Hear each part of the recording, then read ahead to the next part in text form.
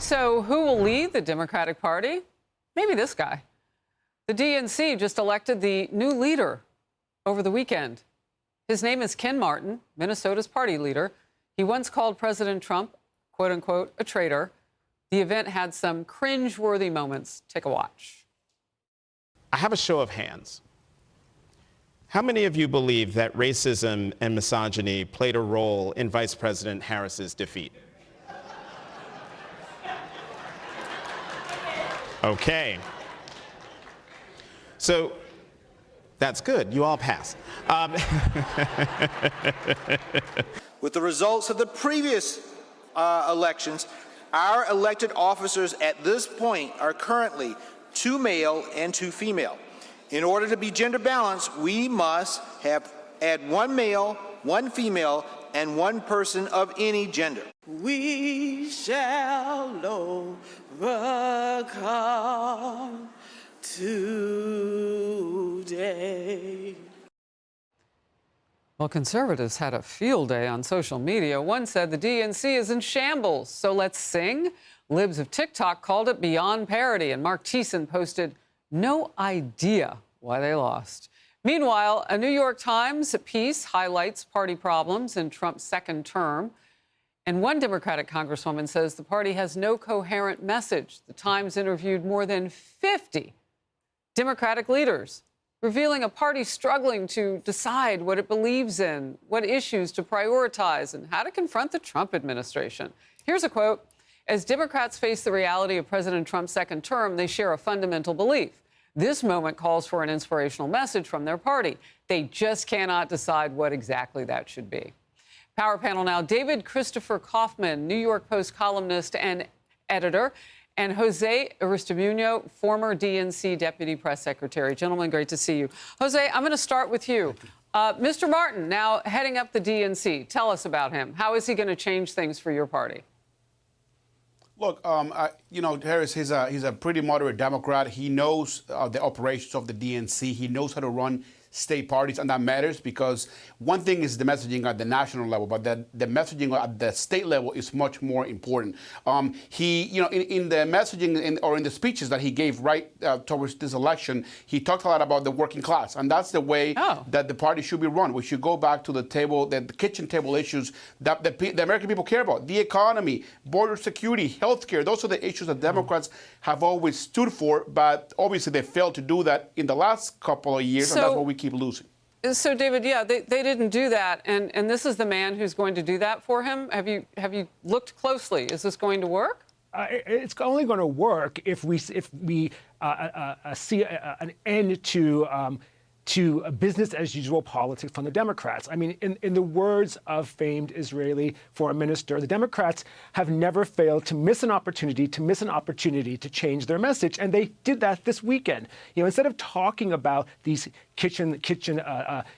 basic issues such as the economy, they were focused on litmus tests and gender ideology and holding benedictions for native lands. But what about groceries? What about crime? What about Social Security? What about all of the issues that voters are clearly focused on? The voters have made clear they support President Trump when it comes to his opinion around immigration. They support President Trump when it comes to his views on gender issues. They support President Trump when it comes to his views on the Middle East and Gaza and Israel. Mm-hmm. They don't support, the voters are not supportive of the Democrats and in the way they've been handling things so far. Yeah, the list you gave, I'm always wondering, as leaders, why can't they do all of it? Why do they just have to pick the one lane? If they want to concentrate on more cultural issues, that's fine, but put something else on your plate so everybody's got something. A recent Quinnipiac poll, shows 57% of voters have an unfavorable view of the party. And this is the highest percentage of voters having an unfavorable opinion of the Democratic Party since that poll was first asking questions in November of 2008. Jose, this is not only a slippery slope. I would have thought that you might pick more of a firebrand for your party to lead the way. People have, again, got to know someone on their own time, like they had to with Vice President Kamala Harris. Yeah, something's got to change here. If we look at the economic data since the 1930s, after the Great Depression, most prosperous economic times in America have been under a Democratic president. So we can do this. We know how to run economies. We know how to grow economies. We've done it time and time again. But again, the messaging has to go back to the economy. We have to, my belief is that we have to defend ourselves and argue in an intelligent manner, not screaming at President Trump, working with him in the things that we can, and challenging him in the things that we disagree with him. Well, I will say this, 12 of the last 16 years, there has been a Democrat in the office, but it's also fair to add Trump's first term into that economic talk. I mean, he brought down unemployment and raised the number of jobs for black men in particular in this country. And Democrats had better respect that, because that's part of the voting bloc that they lost.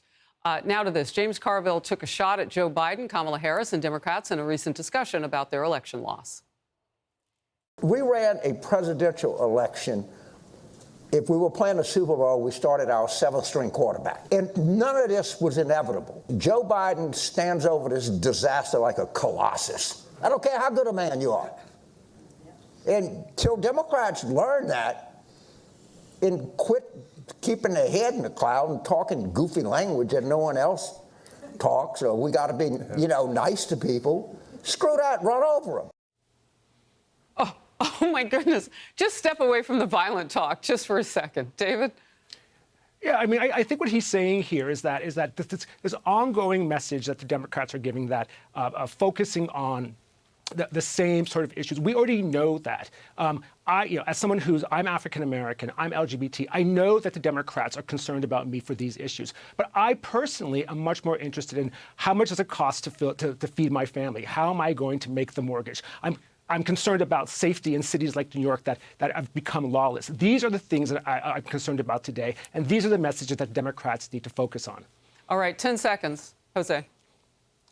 I agree. Look, we care about LGBT. We care about a bunch of issues as Democrats, but we got to get them right in the right order when it comes to our priorities. We didn't do that with the economy, and that's what we lost. Right. But I know we can change. We can turn things around, and I think we will. He might be the new leader of your party. Thanks for watching. Outnumbered is next.